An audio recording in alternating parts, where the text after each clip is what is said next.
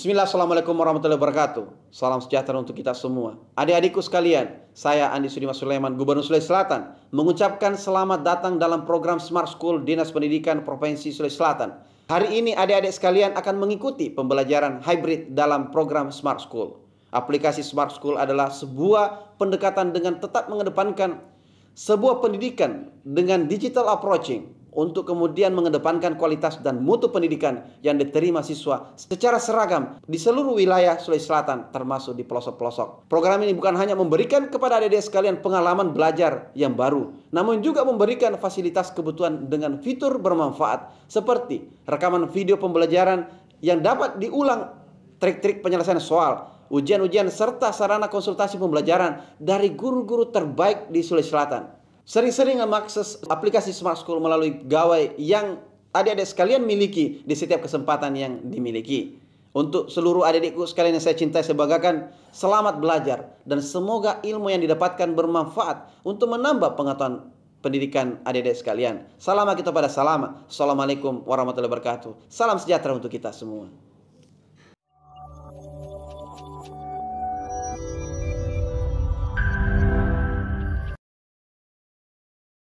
Bismillahirrahmanirrahim.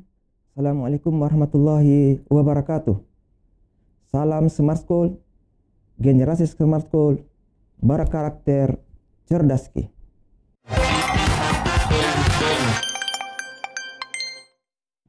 Alhamdulillahirrabbilalamin.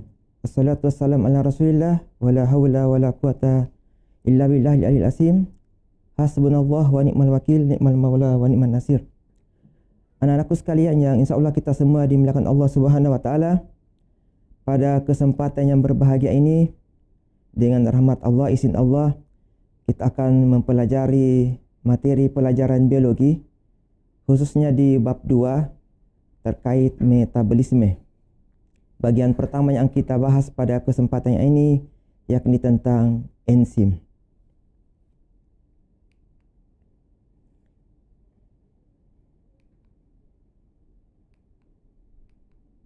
Adapun tujuan pembelajaran yang akan kita pahami atau yang kita dapatkan pada kesempatan ini, yang pertama adalah peserta didik mampu memahami konsep enzim. Yang kedua, peserta didik mampu menjelaskan komponen penyusun enzim. Dan yang ketiga adalah peserta didik mampu menjelaskan sifat-sifat dari enzim. Untuk lebih memahami pemahaman kita tentang materi ini, kita akan saksikan video berikut ini.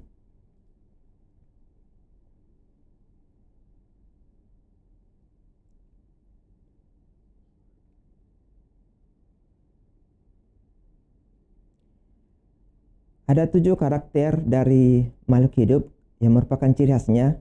Yang pertama adalah bernapas, kemudian bergerak, makan, tumbuh dan berkembang biak, kemudian peka terhadap perangsang, dan salah satu di antaranya adalah metabolisme tubuh.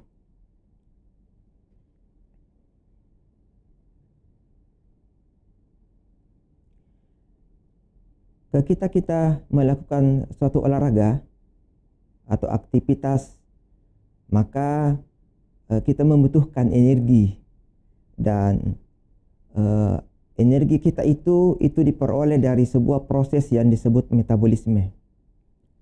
Adapun hasilnya yakni kita mengeluarkan keringat sebagai hasil ekskresi. Pertanyaannya adalah, apa itu metabolisme? Metabolisme adalah proses kimia yang terjadi di dalam tubuh makhluk hidup. Untuk mendapatkan energi, maka melalui sebuah proses yang disebut metabolisme. Dan untuk berlangsungnya metabolisme, maka diperlukan sebuah zat yang disebut dengan enzim. Pertanyaan selanjutnya adalah, apa itu enzim? Anak-anak sekalian, saya kira di kelas 2 sudah kita pelajari tentang enzim, khususnya pada enzim-enzim pencernaan. Enzim adalah senyawa kimia yang berupa protein yang berperan sebagai katalis dalam tubuh makhluk hidup. Karena ia berada dalam tubuh makhluk hidup, maka disebut juga dengan biokatalisator. Apa itu biokatalisator? Biokatalisator adalah zat yang terdapat dalam tubuh yang fungsi utamanya tidak lain adalah mempercepat terjadinya reaksi kimia. Karena ia berada dalam tubuh makhluk hidup, maka disebut dengan biokatalisator.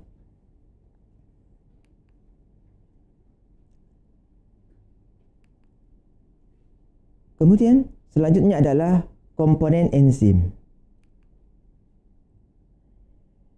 Enzim itu dapat dikelompokkan dalam dua kategori. Yang pertama terdiri atas protein. Enzim yang terdiri atas protein disebut dengan apoenzim. Tetapi ada juga enzim yang tidak hanya terdiri atas protein, tetapi juga terdiri atas non-protein. Gabungan antara protein dan non-protein itu disebut dengan holoenzim. Bagian enzim yang terdiri atas non-protein itu disebut dengan kofaktor. Kemudian kofaktor sendiri itu terdiri atas 3 bagian. Yang pertama adalah ion anorganik, yang kedua adalah gugus prostetik, dan yang ketiga adalah koenzim. Yang pertama adalah ion anorganik.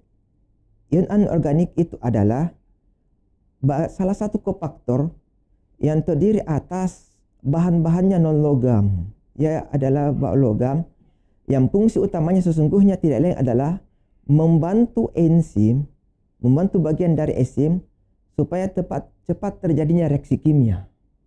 Di antaranya contohnya adalah klorida, magnesium, kemudian kupron. Kemudian yang kedua, adapun gugus prostetik dan koenzim itu adalah kofaktor yang terdiri atas bagian bahan organik, di mana perbedaannya adalah kalau gugus prostetik itu adalah bagian dari kofaktor yang melekat kuat pada enzim. Sementara koenzim itu ikatannya agak renggang. Adapun contoh prostetik yakni heme yang merupakan salah satu bagian dari zat besi. Kemudian koenzim contohnya adalah vitamin B, kemudian NADH. Ini merupakan bagian non-protein atau kofaktor yang menyusun sebuah enzim. Gambarannya dapat dilihat pada gambar berikut ini. Pada bagian A itu terdiri atas enzim, seperti ini gambar modelnya. Kemudian bagian atas, bagian prostetik itu melekat kuat. Ini adalah enzimnya. Kemudian bagian atas yang melekat kuat pada enzim inilah yang disebut dengan gugus prostetik tadi. Adapun yang gambar yang kedua itu antara gabungan antara protein, di mana protein adalah enzim itu sendiri. Kemudian bagian sisi lainnya itu terikat pada bagian namanya allosterik. Jadi sisi enzim yang melekatkan antara gugus prostetik dan koenzim itu sendiri itu disebut dengan sisi allosterik. Kalau ini contoh koenzim NADH, kalau ini contoh gabungan antara protein dan gugus prostetik.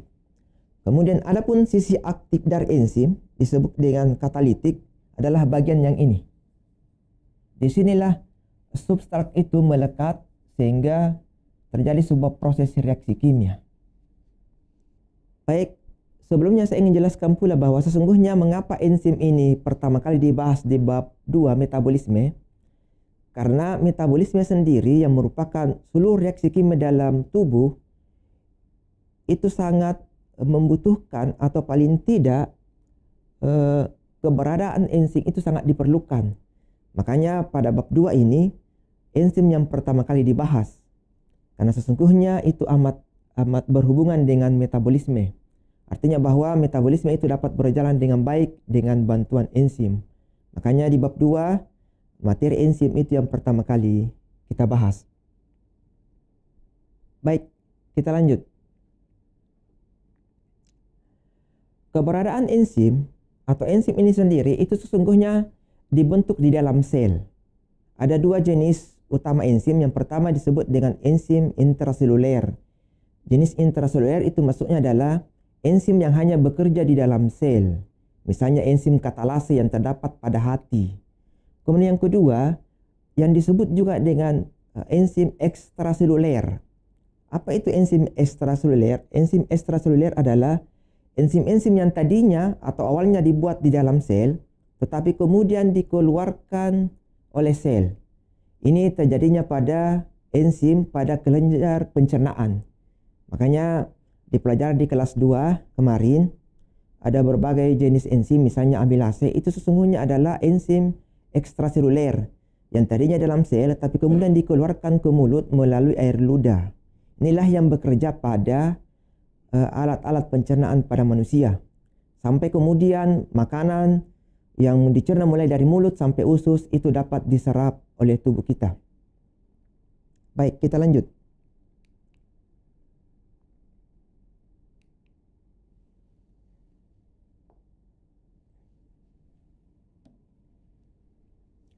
Kemudian selanjutnya adalah sifat-sifat enzim. Sifat enzim yang pertama adalah protein, jelas. Sudah disampaikan juga tadi bahwa ternyata enzim itu juga adalah bagian dari protein. Sifat yang kedua disebut sebagai biokatalisator. Biokatalisator tidak lain adalah zat dalam tubuh makhluk hidup yang mempercepat terjadinya reaksi kimia. Mengapa terjadi reaksi kimia? Fungsinya enzim dalam tubuh adalah menurunkan energi aktivasi. Energi aktivasi itu adalah energi yang diperlukan oleh sebuah zat sampai terjadinya sebuah reaksi. Jadi peranan enzim sebagai biokatalisator sesungguhnya tidak lain adalah menurunkan energi aktivasi sehingga proses perombakan makanan itu dapat terjadi karena dengan bantuan enzim. Sebagai ilustrasi kecil saja, sederhana saja, ketika kita membuat air teh atau air kopi, peranan enzim di situ ibarat dengan air panas. Artinya tanpa air panas pun sesungguhnya gula itu larut dalam air.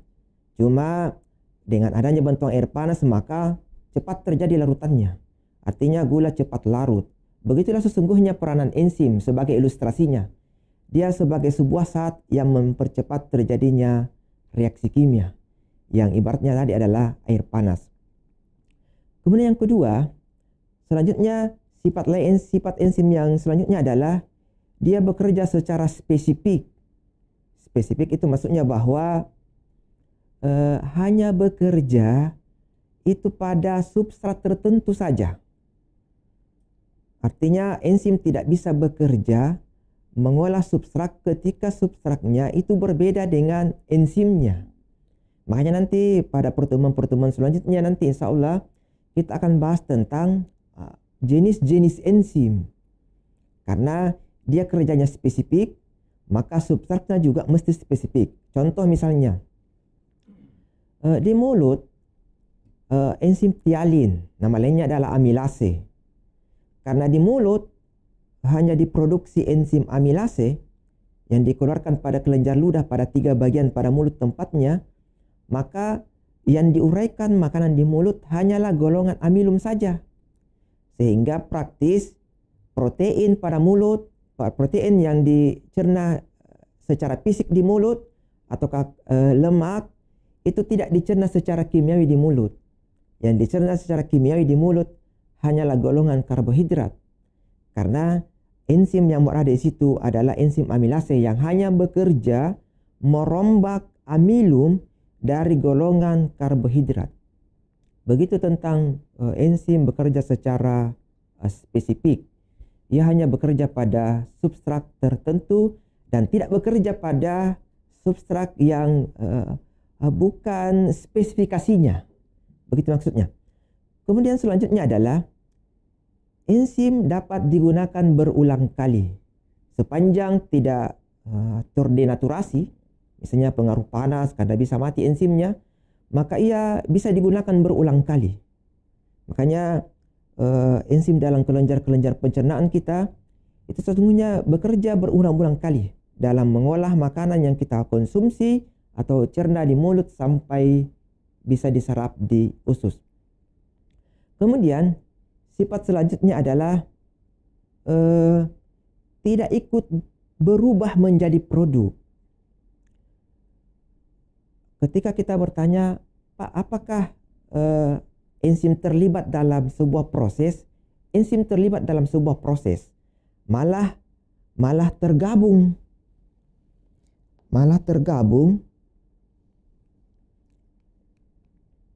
Kita kembali yang tadi, malah tergabung antara substrat dengan enzim, tergabung sebentar. Tetapi nanti di hasil akhir ketika terjadi sebuah produk, ini terjadi produk, maka enzim kembali ke dalam keadaan semula.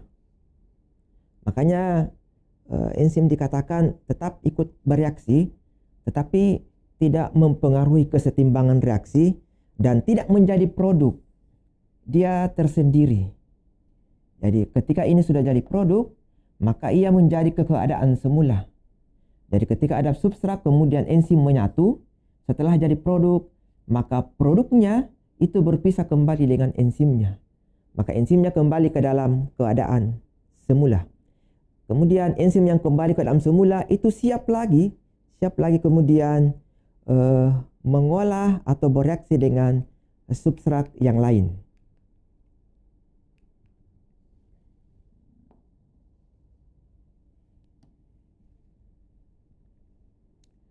Kemudian sifat yang terakhir adalah dia bekerja bolak-balik.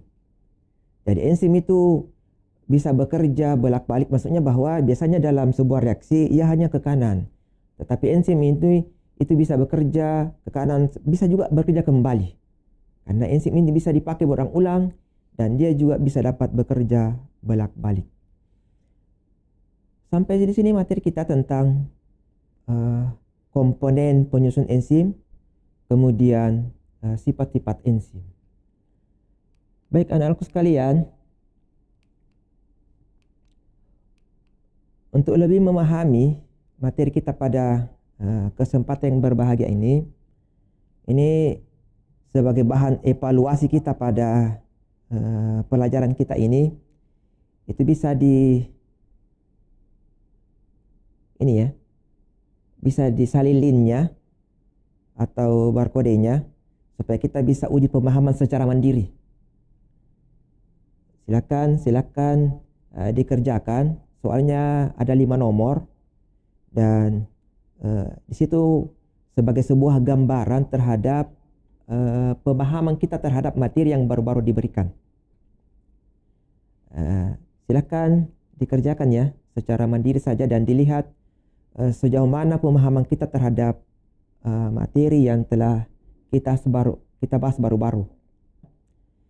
Yang jelasnya bahwa kenapa enzim masuk dalam pelajaran metabolisme, karena ia begitu diperlukan sebagai sebuah istilahnya sebagai syarat supaya reaksi kimia itu dapat terjadi dengan cepat. Dan mengapa reaksi kimia itu diperlukan dalam tubuh, sebagaimana disampaikan tadi, itu sesungguhnya tujuan utamanya adalah untuk memperoleh energi. Energi inilah yang kita pakai untuk beraktivitas sehari-hari, membaca, menulis, belajar, dan semacamnya. Dan ternyata enzim itu fungsinya adalah mempercepat laju reaksi kimia itu, sehingga energi yang kita butuhkan itu dalam kehidupan itu bisa kita peroleh. Keberadaan enzim ini, bahkan keberadaan enzim ini itu dalam reaksi kimia sangat dibutuhkan walaupun jumlahnya itu sangat sedikit, tetapi dia mempengaruhi hasil dari sebuah reaksi karena kerjanya adalah mempercepat terjadinya reaksi.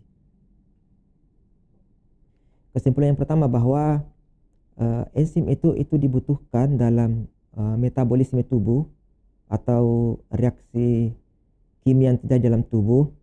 Mengapa enzim itu dibutuhkan? Karena dia sifatnya sebagai biokatalisator. Apa itu maksudnya biokatalisator? Dia adalah zat yang mempercepat terjadinya reaksi dalam tubuh. Dan enzim ini terdiri atas dari golongan protein, tetapi ada juga sebagian besar yang terdiri atas protein dan non-protein. Kemudian yang kedua, komponen penyusun enzim itu terdiri atas protein dan non-protein. Proteinnya itu disebut apoenzim, adapun non-proteinnya disebut dengan kofaktor. Kemudian gabungan antara protein dan non-protein itu disebut dengan holoenzim. Kofaktor sendiri itu terbagi atas 3. Yang pertama adalah ion organik, salah satu di antaranya adalah magnesium, kupron, klorida. Kemudian yang kedua adalah gugus prostetik. Gugus prostetik itu adalah bagian dari organik, tetapi dia sifatnya ikatannya lebih kuat yang melekat pada sisi enzim. Dia ikatannya kuat. Contohnya adalah heme, bagian dari zat besi pada tubuh. Kemudian yang ketiga adalah koenzim. Koenzim sendiri itu berbeda dengan gugus prostetik. Meskipun sama-sama bahan organik, tetapi koenzim itu sifat ikatannya pada protein itu agak renggang. Contohnya adalah vitamin B. Kemudian enzim ini itu dibutuhkan dalam jumlah yang sedikit. Meskipun sedikit, itu sesungguhnya sangat besar pengaruhnya dalam mempercepat terjadinya reaksi kimia dengan cara menurunkan energi aktivasi. Yang terakhir adalah enzim memiliki sifat atau karakteristik. Yang pertama, protein sendiri. Karena dia bagian protein, maka ia juga memiliki sifat-sifat protein. Sifat-sifat makhluk hidup, salah satu di antaranya bisa mati ketika misalnya suhunya terlalu tinggi. Kemudian yang lain adalah dia bersifat sebagai biokatalisator. Biokatalisator adalah zat yang mempercepat terjadinya reaksi kimia. Sifat yang lain adalah dia dapat didaur ulang, bisa berulang kali melakukan sebuah reaksi. Kalau enzimnya tidak mati, maka ia bisa berlanjut terus. Makanya pada enzim-enzim pencernaan itu berlanjut terus sepanjang tidak rusak. Kemudian selanjutnya adalah enzim tidak mempengaruhi konsentrasi reaksi. Dia tidak mempengaruhi konsentrasi reaksi. Ketika terjadi produk, maka enzim kembali utuh ke dalam keadaan semula dan siap berikatan dengan substrat lagi. Jadi enzim tidak menjadi produk, tapi ketika telah terjadi produk, maka ia kembali ke dalam keadaan semula. Kemudian selanjutnya adalah dia reaksinya bolak-balik. Tidak hanya reaksi ke kanan, tapi juga reaksi ke kiri, bisa kembali. Anak-anakku sekalian, keberadaan enzim itu diproduksi di dalam sel. Lebih tepatnya pada bagian protoplasma sel. Apa itu protoplasma sel? Itu adalah bagian dari cairan sel. Disitulah enzim diproduksi.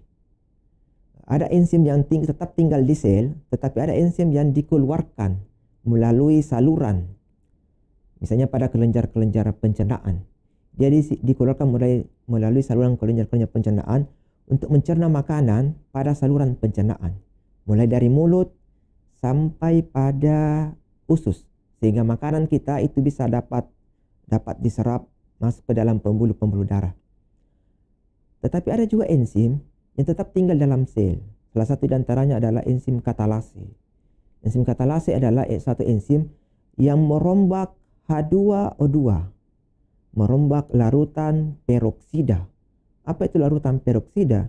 Larutan peroksida adalah larutan sebagai hasil sampingan dari makanan dan minuman yang kita konsumsi.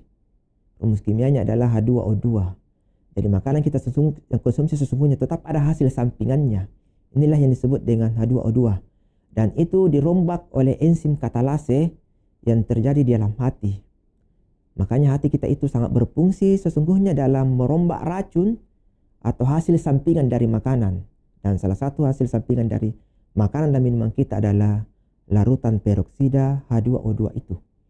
itu yang dirombak oleh enzim katalase, sehingga alhamdulillah dengan perombakan-perombakan itu terjadi oksigen, O2, dan itu bisa kita keluarkan melalui urin, dan sehingga racun yang berada dalam tubuh kita itu tidak tinggal.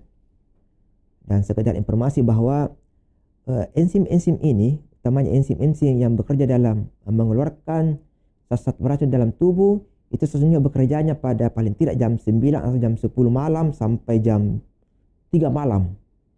Makanya untuk menjaga kesehatan sesungguhnya kita diharapkan paling tidak sudah tidur paling tidak jam 10 malam sampai jam 3 malam. Lewat dari itu kita bisa bangun tahajud dan beribadah, kemudian mengerjakan aktivitas yang lain. Karena antara jam 10 jam 3 inilah waktu-waktu di mana metabolisme tubuh, utamanya dalam mengeluarkan zat beracun, itu sangat efektif. Saya kira itu anak-anakku sekalian seputar materi kita pada kesempatan yang berbahagia ini. Kita sudah mengulas tentang pengertian enzim, walaupun sifatnya mungkin sederhana. Kita juga sudah mengulas tentang komponen penyusun enzim. Kita juga sudah kembangkan bahwa enzim itu dibuat di dalam sel, khususnya dalam protoplasma. Kita juga sudah mengulas tentang sifat-sifat enzim. Salah satu di antaranya sifat yang paling utama itu adalah biokatalisator. Dan sifat inilah yang sesungguhnya berperanan dalam metabolisme tubuh kita. Karena setelah pelajaran ini, setelah kita mempelajari enzim ini, kita akan masuk kepada pembahasan tentang katabolisme dan anabolisme. Di mana pada katabolisme dan anabolisme nanti itu sesungguhnya banyak sekali enzim-enzim yang terlibat di situ. Pada perombakan makanan dari glukosa sampai menghasilkan 38 ATP atau 36 ATP, itu banyak sekali enzim-enzim yang bekerja. Sama juga ketika terjadi sebuah proses fotosintesis pada proses anabolisme, maka banyak juga enzim-enzim yang terlibat. Inilah alasan yang paling mendasar mengapa sekali lagi enzim itu dibahas di materi pertama di bab 2, bab tentang metabolisme. Saya kira demikian pelajaran kita pada kesempatan yang berbahagia ini. Semoga meskipun sedikit, tetapi paling tidak ada hal yang bisa kita ambil pelajaran. Di samping saya sangat berharap bahan evaluasinya tadi tetap dikerja-kerja, hanya sekedar untuk menguji pemahaman kita sampai sejauh mana pemahaman kita terhadap materi enzim ini. Semoga Allah Subhanahu wa Ta'ala merahmati kita semua, dan insya Allah mudah-mudahan pelajaran kita bernilai ibadah, dan insya Allah bermanfaat dalam kehidupan kita, dan itu menjadi juga modal pengetahuan kita dalam melanjutkan materi selanjutnya tentang katabolisme dan anabolisme.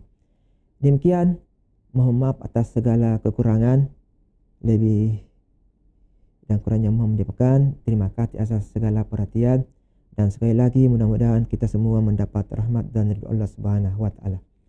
Demikian pasta akhirat saya akhiri. Wassalamualaikum warahmatullahi wabarakatuh.